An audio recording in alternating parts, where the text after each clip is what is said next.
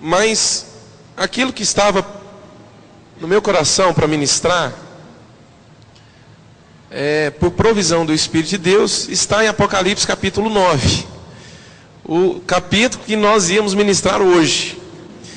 Então nós vamos ministrar em cima de Apocalipse capítulo 9, vai ser continuação do estudo, só que hoje eu quero ministrar um pouco, assim, talvez fugir um pouco daquela parte de estudo e seguir uma direção que Deus está dando no meu coração.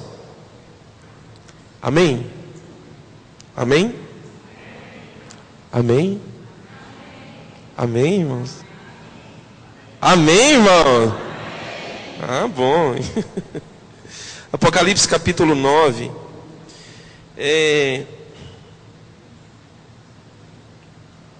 Vamos pegar o versículo anterior, que é o 8:13. E aí a gente entra no 9 e nós vamos ler até o 6.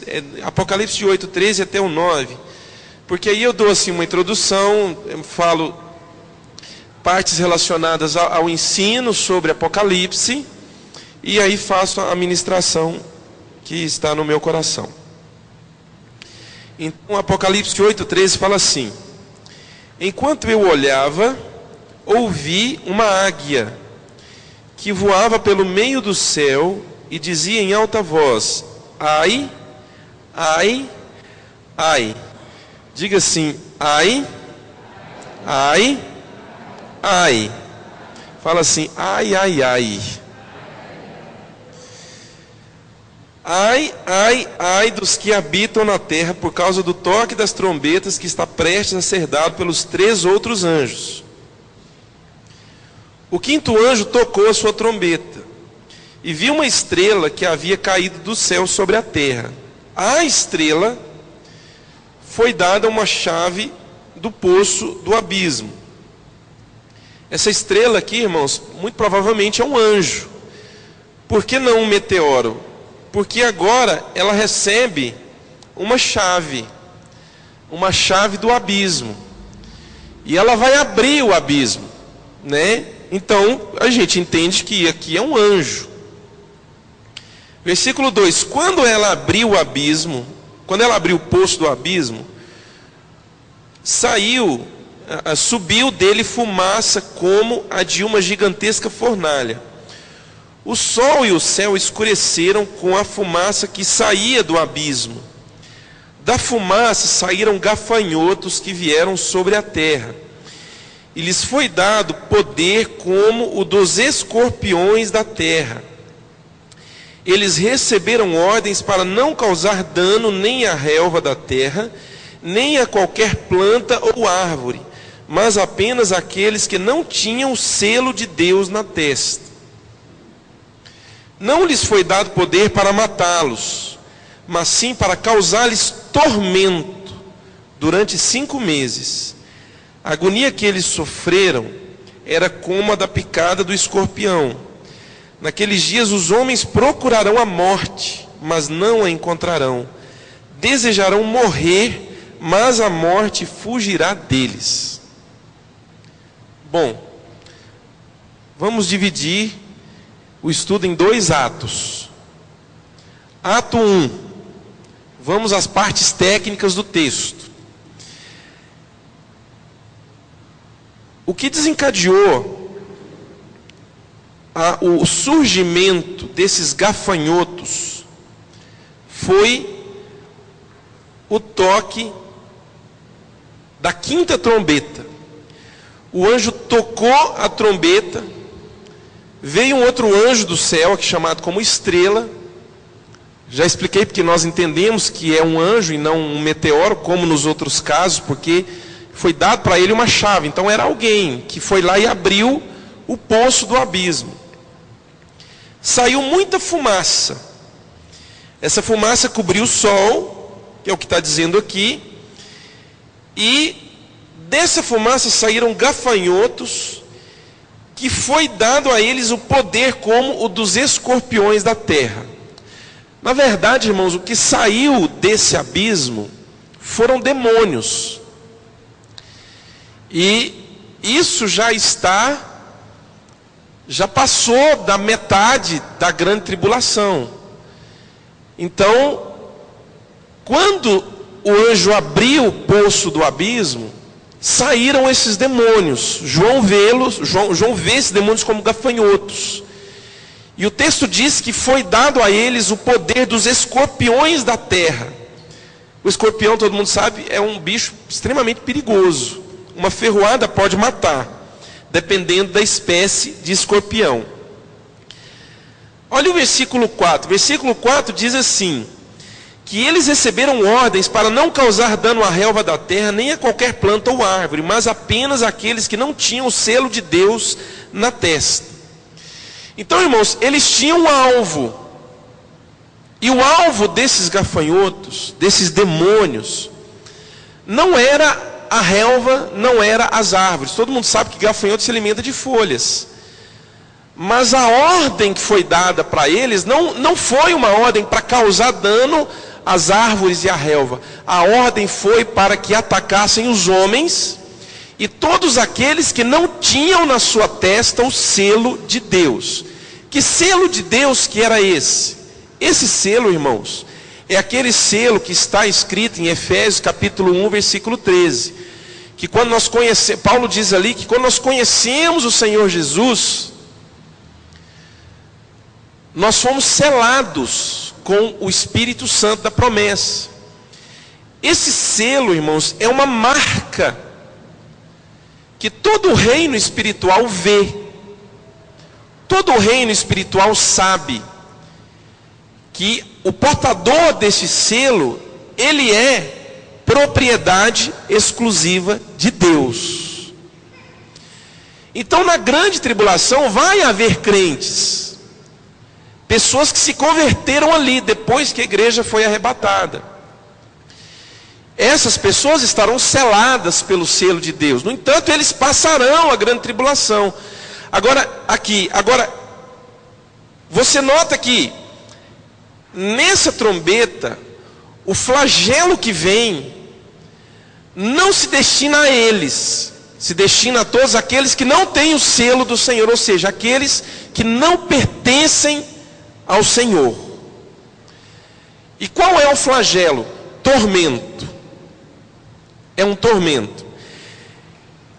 Interessante você notar aqui que não diz que é algo físico.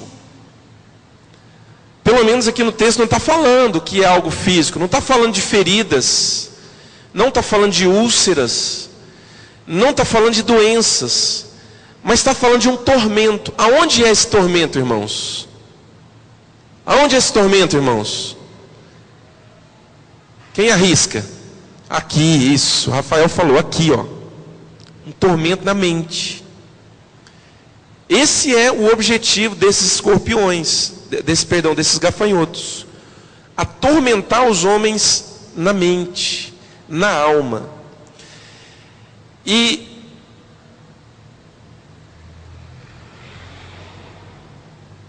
esses demônios, eles causam um tormento que dura 5 meses. Você vê, tem um tempo definido para esse tormento. 5 meses.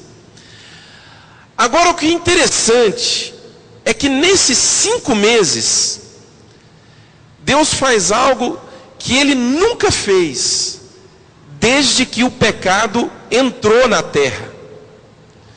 Deus faz algo que Ele nunca fez. Porque quando o pecado entrou na terra, uma das maldições que vieram com o pecado foi a morte. Deus falou para Adão: até que tornes ao pó, porque tu és pó e ao pó tornarás. Então a morte passou a fazer parte da vida do homem. A morte, irmãos, é algo, entre aspas, normal, entre aspas. Então, entenda bem, eu tenho que enfatizar bem esse entre aspas. É normal da vida do homem. A morte física é normal, não a morte espiritual. Para a morte espiritual, o Senhor Jesus resolveu, com o sacrifício dele, ele nos deu vida. Então, após a morte física de todo cristão, todo crente, quando morre fisicamente, o corpo morre. obedecendo o que Deus falou lá no Éden: tu és pó e ao pó tornarás. No entanto, a alma dele vai para a presença do Senhor Jesus, vai consciente do Senhor Jesus, e com ele vai ficar pelos séculos dos séculos, eternamente. Amém? Mas nesses 5 meses da grande tribulação, irmãos, a morte é retirada da terra.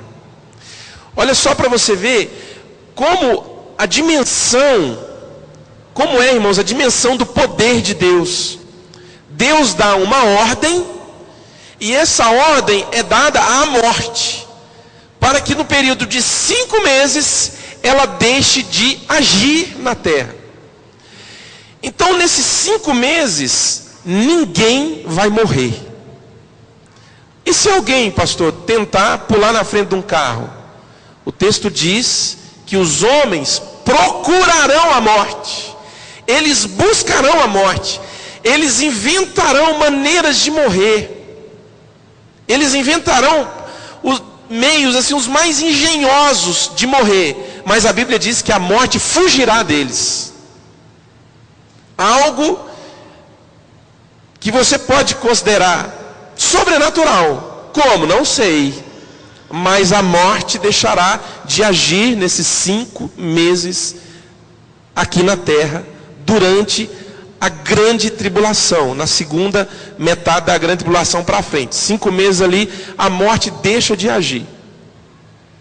O cara vai tentar se enforcar, a corda arrebenta.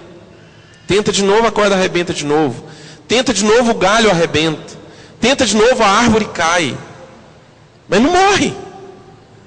Estão entendendo? Então, irmãos, ele tenta puxar o gatilho, lenca. Ele tenta tomar um trem, o trem não vai. Ele tenta pular do despenhadeiro, mas ele fica preso num galho que ele não viu. Entendeu? A morte vai ser retirada da terra.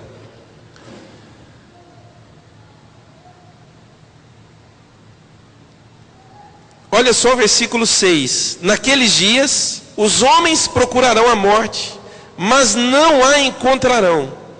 Desejarão morrer, mas a morte fugirá deles. Qual é o objetivo disso? O objetivo é o tormento. Eles vão ter que suportar esse tormento. E é um tormento insuportável. Por que ele é insuportável? Porque eles vão procurar a morte para se ver livre daquele tormento. Então você pode ver que é um negócio complicado. Ato 2. Eu quero fazer uma aplicação desse texto, baseado assim no momento que nós estamos vivendo. O momento que nós estamos vivendo, irmãos, é aquilo que eu compartilhei com vocês na oração. É uma frieza inexplicável, um desânimo inexplicável. Isso não é de agora, isso já vem há muito tempo. É isso que eu estou me referindo quando eu disser o momento que nós estamos vivendo. Esse momento, os cultos não fluem, louvor não flui. Hoje foi diferente, não foi, irmãos? Quantos acharam que hoje foi diferente? Levanta a mão assim, bem sincero. Eu achei que foi diferente. Hoje foi diferente. Porque Deus começou um novo tempo hoje, irmãos. Deus começou um novo tempo hoje. E não importa, irmãos, o que aconteceu para trás. Nós não temos sobre nós um espírito de acusação. Nós temos sobre nós agora um espírito de consolo. Nós estamos no colo do Pai. Amém? Nós agora estamos no colo do Pai. Você está no colo de Jesus agora. Amém? E eu quero fazer uma aplicação, irmãos, sobre esse tormento. Isso aqui, irmãos, deixo bem claro para vocês, não aconteceu ainda. Isso vai acontecer só na grande tribulação, depois que a igreja for arrebatada. Mas, na nossa caminhada, muitas vezes, irmãos, nós somos vítimas dessas ações que vêm do inimigo. E o objetivo dessas ações, irmãos, que vem do inimigo na igreja, na minha vida como pastor, na minha vida como crente, na minha vida como discípulo, na sua vida como homem de Deus, como mulher de Deus, o objetivo é lançar sobre nós um tormento. Um tormento, irmãos, na nossa alma. A alma, ela fala das nossas vontades, dos nossos sentimentos e das nossas emoções. Muitas vezes, irmãos, nós somos vítimas desses tormentos. E como que esses tormentos eles vêm? Eles vêm, é claro, falando no âmbito espiritual, é uma ação de Satanás que lança sobre você uma seta maligna. E muitas vezes essas setas, elas nos encontram com o escudo abaixado. E às vezes a seta consegue nos acertar. Não se culpe pelo escudo estar abaixado. É um tempo de consolo, não de acusação. Amém, irmãos? Porque me atingiu também. E se me atingiu também, quer dizer que meu escudo estava abaixado. Amém? Então nós estamos no mesmo barco. Agora, no âmbito natural, como que isso vem? Isso vem, irmãos, por uma circunstância que traz em você frustração. Uma circunstância que traz para você, num determinado momento, num momento que não podia, traz assim uma grande decepção para você. Você se frustra com pessoas, com irmãos, você se frustra com a liderança da igreja, você se frustra com o pastor Stanley, você se frustra com o pastor Joás, você se frustra com a igreja. Estão entendendo? Não vem agora aqui o caso se é imaturidade nossa ou não, ou se é uma frustração justificável. O foco não é esse. O foco não é acusação. O foco é consolo. Amém? Repete isso comigo. Amém. Repete assim: o foco não é acusação. O foco, bem forte, irmãos. O foco não é culpa. O foco, bem forte, vamos lá. O foco não é me fazer me sentir culpado. O foco é que eu seja consolado pelo Senhor. Amém? Esse é o foco. Então, essas frustrações, irmãos, elas trazem para nós, muitas vezes, o veneno dessa seta. E qual é o veneno dessa seta? O veneno dessa seta, irmãos, é desânimo. É a primeira coisa que vem na nossa mente: desânimo. E às vezes esse veneno, irmãos, ele começa a fluir pelo nosso corpo. E nós começamos a ser tomados pelo desânimo. Em seguida, essa seta que ficou cravada na nossa, sabe, ela ficou cravada na nossa mente. Ela começa a trazer, ela começa a liberar uma outra toxina espiritual. Que toxina é essa?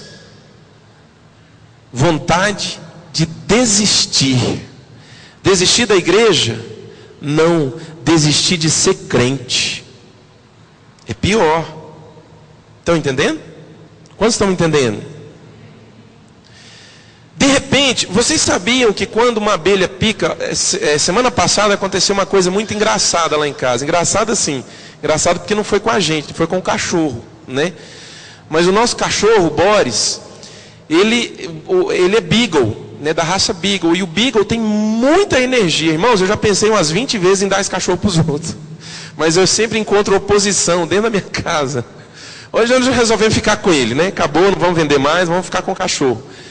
Mas eram as 10h30 da noite, e lá vem o Boris do quintal, e resmungando, e chorando, e passando a mão no nariz, e tal. E eu olhei o lado assim da boca, do rosto dele, estava ficando inchado. Falei, amor, olha o tamanho da boca do Boris. E eu fiquei achando que era um escorpião, mas lá em casa nunca encontramos escorpião. E vai e tal, e eu fui pôr a mão, ele quis me morder, e eu briguei com ele. E irmãos, quando eu fui ver, foi a Márcia que viu. Ela viu, tinha um ferrão, bem assim, ó, bem assim no beiço dele, abaixo do nariz. E o Daniel falou, papai, deixa eu tirar. Eu segurei ele, o Daniel foi e tirou o ferrão. Aí nós encontramos a abelha. Era uma abelha que tinha ferroado ele. Irmãos, olha, foi inchando, virou parecendo uma bola de futebol a cara dele. Aí nós demos um antialérgico para ele, né? No outro dia ele amanheceu, beleza, lá, custoso, do mesmo jeito. Não resolveu a lição. Mas queria dizer para você o seguinte, quando o ferrão, ele está lá, o ferrão da abelha, ele pega, ele fica ali. Aquela abelha que liberou o ferrão, ela morre. Mas o ferrão fica lá. Enquanto ele está lá, ele está liberando toxinas no organismo. Então a primeira coisa, quando a gente é ferroado, a gente precisa, a primeira coisa, tirar o ferrão. Meu pai, irmãos, há uns 25 anos atrás, inventou de tirar mel de uma colmeia, de abelha Europa. Irmãos, resumindo a história, ele levou mais de 70 picadas de abelha nas costas. Meu pai está vivinho da Silva até hoje, não tem problema de reumatismo, viu? Porque segundo a ciência, a picada da abelha Europa é um remédio fantástico para combater reumatismo. Meu pai não tem problema de reumatismo. Mas eu me lembro muito bem, e a gente era criança, que minha mãe levantou a camisa das costas do meu pai e foi tirando os ferrões. Foi tirando os ferrões. Estão entendendo? Foi tirando. Contou mais de 70 ferrões. Irmãos, quando a seta de Satanás ela vem, ela não bate e cai, ela bate e fica. E ela fica liberando as toxinas espirituais. Eu falei de duas. A primeira é o desânimo. A segunda é a vontade de desistir. Da igreja não, desistir de ser crente. Terceira toxina que ele libera. Terceira toxina, irmãos, é a mágoa. A pessoa ela começa a desenvolver alguns sentimentos de mágoa no seu coração. E ela começa a repassar tudo aquilo que aconteceu. No mundo natural, ela foi vítima de uma frustração. E aquelas frustrações, elas são a base, e elas dão assim, elas dão, como que eu digo, me fugiu a palavra agora, elas dão assim, todos os motivos, para que aquela mágoa, ela seja considerada normal e perfeitamente compreensível. Ou seja, você tem razão de estar magoado.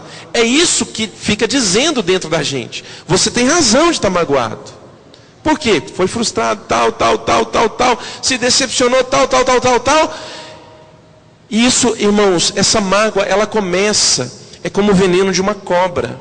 Começa a corroer os tecidos. O veneno, irmãos, da cascavel, eu não me lembro mais o termo técnico, mas o que ele faz? Quando ele entra no organismo, ele começa a deteriorar os tecidos. Em outras palavras, ele vai apodrecendo os tecidos. Por que ele vai apodrecendo os tecidos? Porque o objetivo é facilitar a digestão da cobra. Então ela pica no rato, então ali ele vai morrendo ali por dentro, aquele veneno vai apodrecendo tudo. Então quando ela engole, fica mais fácil de digerir.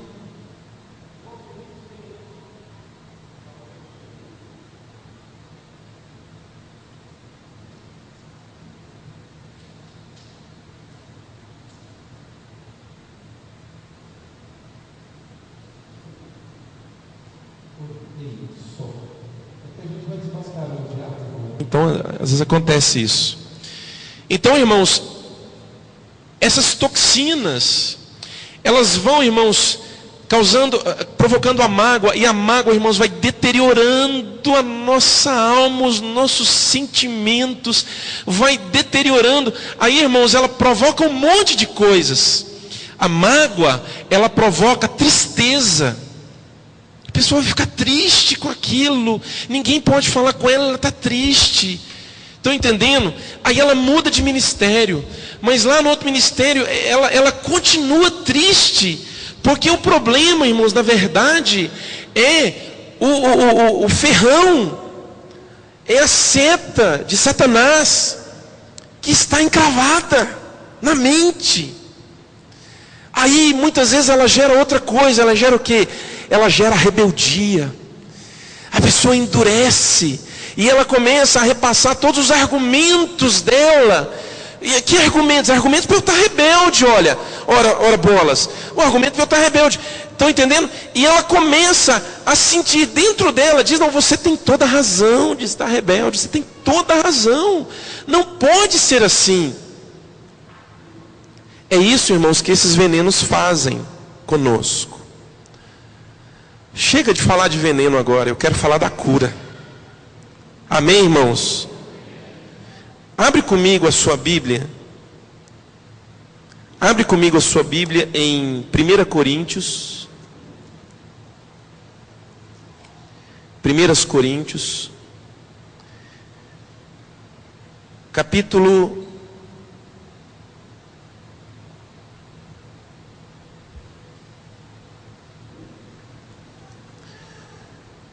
2.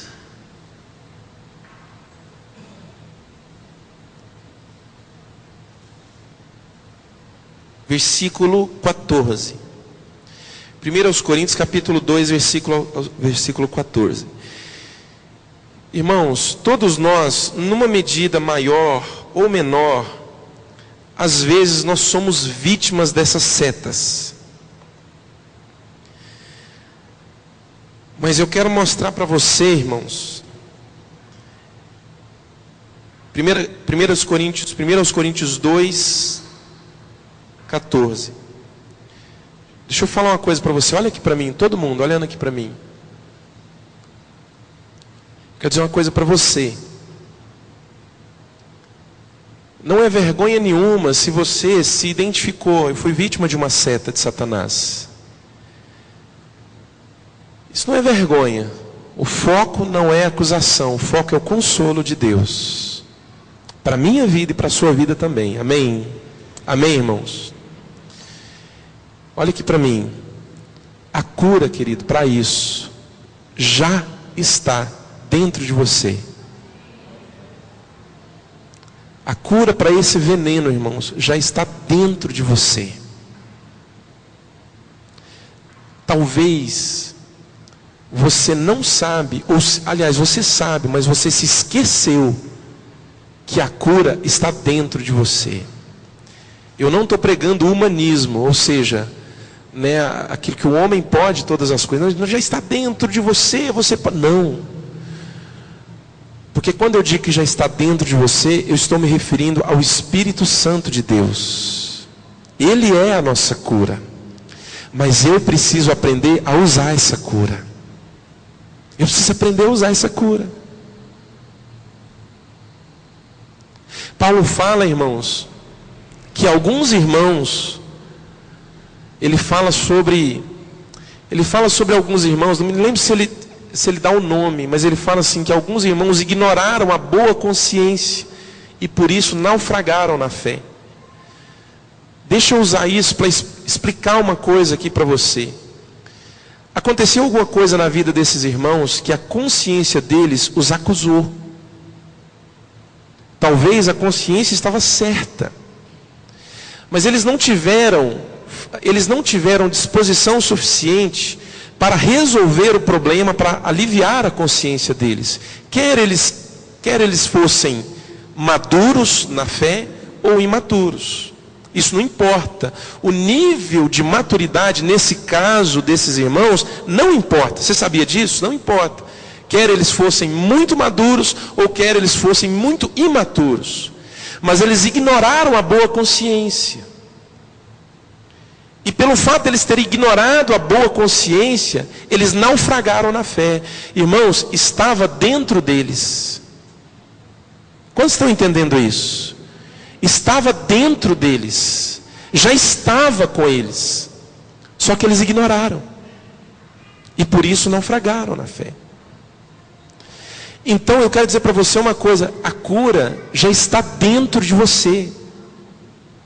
Ela está dentro de nós. Eu posso ouvir um amém, irmãos? Pelo amor de Deus, dá um amém aí. Está dentro de você. Só que você se esqueceu de usar. Porque as toxinas espirituais dessa seta que ficou encravada, entendeu? Você foi ficando tão mal que você se esqueceu de usar. Querido, está dentro de você. Olha só o que Paulo diz aqui nesse texto. 1 Coríntios 2,14, ele fala assim: quem não tem o Espírito, não é o nosso caso, porque nós temos o Espírito. Olha aqui para mim, irmãos. Olha aqui para mim todos. Nós temos o Espírito, amém? Põe a mão no seu coração e diga assim: eu tenho o Espírito de Deus. Qual é a condição para que você tenha o Espírito de Deus? Receber o Senhor Jesus como seu Senhor e Salvador. Se isso aconteceu, você tem o Espírito de Deus. Mate a mão no seu peito e diga assim: eu tenho o Espírito de Deus. Mais uma vez, eu tenho o Espírito de Deus. Declara assim: o Espírito de Deus, bem forte, o Espírito de Deus é o antídoto, é a cura, é o remédio para todas essas toxinas. Amém? Olha aqui, ele diz assim: quem não tem o Espírito de Deus, não aceita as coisas que vêm do Espírito de Deus, pois lhes são loucura, e não é capaz de entendê-las, porque elas se discernem espiritualmente. Mas quem é espiritual, está falando de você agora. Está falando de você, querido, não importa. Não importa. Olha, todos que estão aqui dentro agora, que estão me ouvindo, todos, sem exceção de nenhum, todos, vocês têm o Espírito de Deus. Então vocês são espirituais. Pode ser que por causa das toxinas, nós não estejamos vivendo como espirituais. Não se culpe por causa disso. O foco não é a culpa, o foco é o consolo. Mas hoje Jesus vai te lembrar que você é espiritual, porque tem o Espírito de Deus, e que a cura está dentro de você. Amém? Olha aqui, ele fala assim, mas quem é espiritual discerne todas as coisas, e ele mesmo não pode ser discernido por ninguém. Pois, olha o 16, quem conheceu a mente do Senhor para que possa instruí-lo? Nós, porém, temos a mente de Cristo. Nós, porém, temos a mente de Cristo. Aiesa, você, querida, tem a mente de Cristo. Gesiel, você tem a mente de Cristo. José Antônio, você tem a mente de Cristo. Magda, você tem a mente de Cristo. Me ajuda. Hã? Camila, você tem a mente de Cristo. Rosa, você tem a mente de Cristo. Helena, você tem a mente de Cristo. Me perdoe. Márcia, você tem a mente de Cristo. Rodrigo, você tem a mente de Cristo. Gabriel, você tem a mente de Cristo. Henrique, você tem a mente de Cristo. Ricardo, você tem a mente de Cristo. Graciele, você tem a mente de Cristo. Magda, você tem a mente de Cristo. Morgana, você tem a mente de Cristo. Dani, você tem a mente de Cristo. Rafael, você tem a mente de Cristo. Dona El, você tem a mente de Cristo. Dona Leone, você tem a mente de Cristo. Miramar, você tem a mente de Cristo. Wesley, você tem a mente de Cristo. Ana Cláudia, você tem a mente de Cristo. Priscila, você tem a mente de Cristo. Eu estou profetizando sobre vocês. Mara, você tem a mente de Cristo. Natália, você tem a mente de Cristo. Myron, você tem a mente de Cristo. Flávio, você tem a mente de Cristo. Taliton, você tem a mente de Cristo. Mitália, você tem a mente de Cristo. Dona Lozinha, a senhora tem a mente de Cristo. Eziene, você tem a mente de Cristo. Myron, você tem a mente de Cristo. Mauro, você tem a mente de Cristo, meu irmão. Sérgio, você tem a mente de Cristo. O Guisneia, você tem a mente de Cristo. Arlete, você tem a mente de Cristo. Nadir, você tem a mente de Cristo. Pelo amor de Deus, comigo. Ai, meu Deus do céu. É porque eu estou falando o nome de todo mundo, perdoe. Me ajuda a profetizar aí. Walter, você tem a mente de Cristo. Ana Karine, você tem a mente de Cristo. Ana Carolina, você tem a mente de Cristo. Suede, você tem a mente de Cristo. Wendel, você tem a mente de Cristo. Rose, você tem a mente de Cristo, minha irmã. Mariuzão, você tem a mente de Cristo. Patrícia, você tem a mente de Cristo. Cadê Nilzene? Nilzene, você tem a mente de Cristo. Joás, você tem a mente de Cristo, viu, minha irmã? Joás, cadê o Joás? Joás, você tem a mente de Cristo. Nós temos a mente de Cristo, irmãos. Irmãos, vocês não estão entendendo, irmãos, nós temos a mente de Cristo. Irmãos, está em nós, já está em nós. Oi, fala, Iesa, pode falar. Obrigado, amém, recebo, aleluia. Nós já temos a mente de Cristo, irmãos. Acontece que talvez nós não temos vivido por ela, mas nós vamos viver a partir de hoje. Nós vamos viver a partir desse momento pela mente de Cristo. E pela mente de Cristo, irmãos, a mente de Cristo que já está em mim, eu não tenho mais que buscá-la. Quem tem que buscar a mente de Cristo é quem não recebeu o Senhor Jesus como seu Senhor e Salvador. Mas eu que já recebi, nós que já recebemos, a mente de Cristo já está em nós. Eu preciso agora aprender a viver pela mente de Cristo. Eu preciso aprender agora a caminhar pela mente de Cristo. Eu preciso aprender a tomar as decisões pela mente de Cristo. Isso significa pelo menos 3 coisas. Primeiro, pensar como Deus pensa. Falar como Deus fala. Agir como Deus age.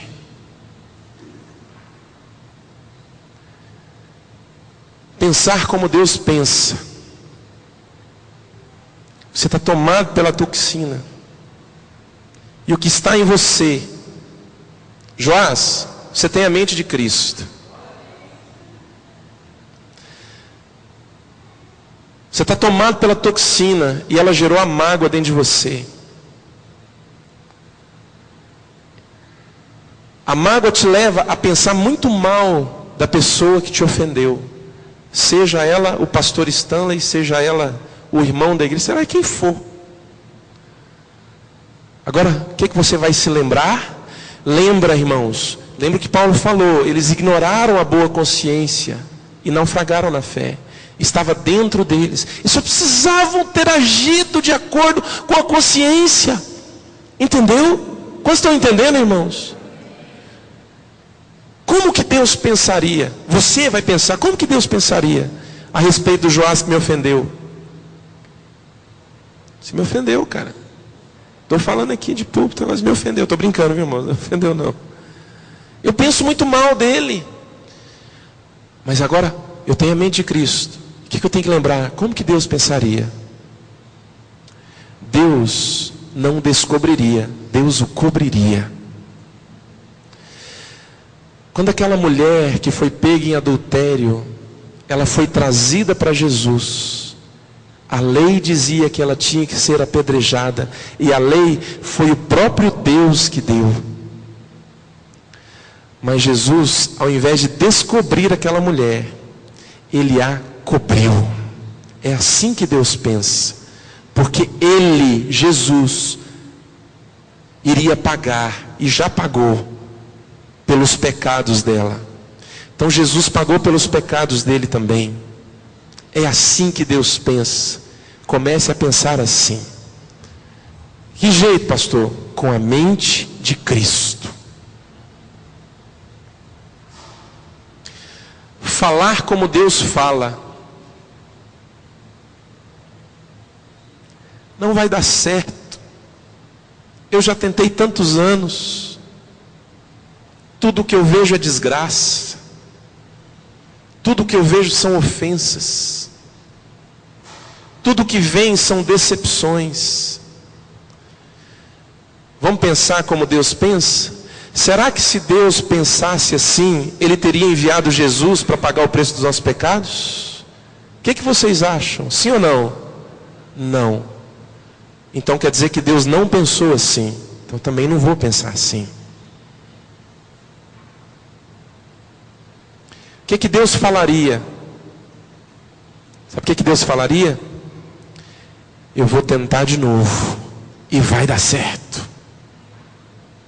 É assim que Deus falaria. Então você fala, eu vou tentar de novo e vai dar certo. Ah, pastor, e se não der? Eu vou tentar mais uma vez e vai dar certo.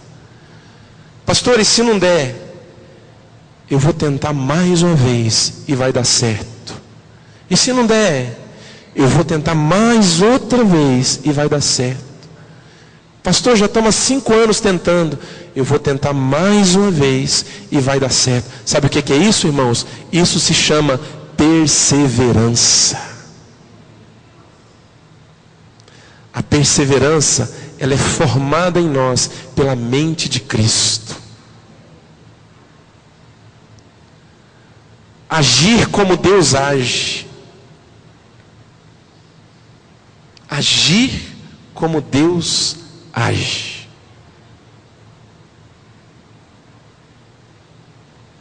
A mulher chegou em adultério. Jesus tinha que ter mandado apedrejá-la pela lei. Qual foi a atitude de Jesus com ela? O que Jesus falou? Vá e não peques mais. Por quê, irmão? Porque ele pagaria o preço pelo pecado dela. Não precisaria dela pagar o preço. Não precisaria. A morte por apedrejamento era o preço pelo pecado. Mas Jesus pagaria aquele preço. Então, querido, eu quero dizer que para o seu irmão que pecou contra você, você pode falar com ele? Pode. Você pode conversar com ele? Pode. No final, querido, você põe a mão no ombro dele e fala assim: vá e não peques mais. É assim que Deus age, irmãos. Está dentro de você. É só você começar a viver pela mente de Cristo. Amém? Aí, irmãos, toda toxina que estava, ela vai ser completamente expulsa do seu espírito, do seu organismo espiritual. Vai ser expulso, vai ser lançado fora. E a seta que estava encravada, ela vai cair. E o escudo que estava abaixado, ele vai, levantar. Sei que existe um lugar, vamos lá, onde eu posso descansar em Ti, Jesus. Sei que existe um lugar onde as circunstâncias não podem me alcançar. Não podem me alcançar. Sei que existe um lugar onde eu posso descansar em Ti, Jesus. Cante isso bem forte. Sei que existe um lugar onde as circunstâncias não podem me alcançar.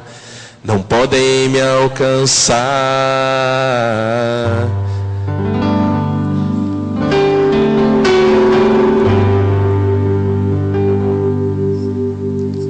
Vamos lá. Sei que existe um lugar onde eu posso descansar. Levanta, fica de pé. Em Ti, Jesus. Sei que existe um lugar onde as circunstâncias não podem me alcançar. podem me alcançar. Sei que existe um lugar onde eu posso descansar em Ti, Jesus. Sei que existe um lugar onde as circunstâncias podem me alcançar, podem me alcançar.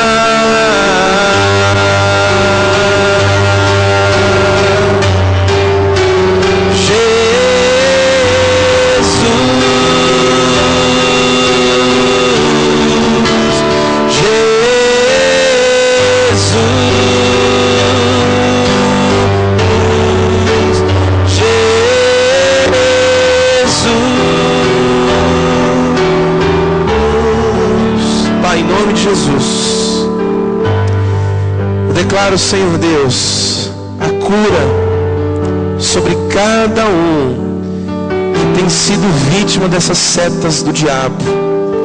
E em nome de Jesus eu declaro, Senhor Deus, eu declaro novamente um novo tempo de cura, um tempo onde o fervor do Senhor tomará conta dos nossos corações, estando nós completamente consolados, abraçados pelo Senhor. Em nome de Jesus, que nós possamos viver e andar pela mente de Cristo. Em nome de Jesus, amém.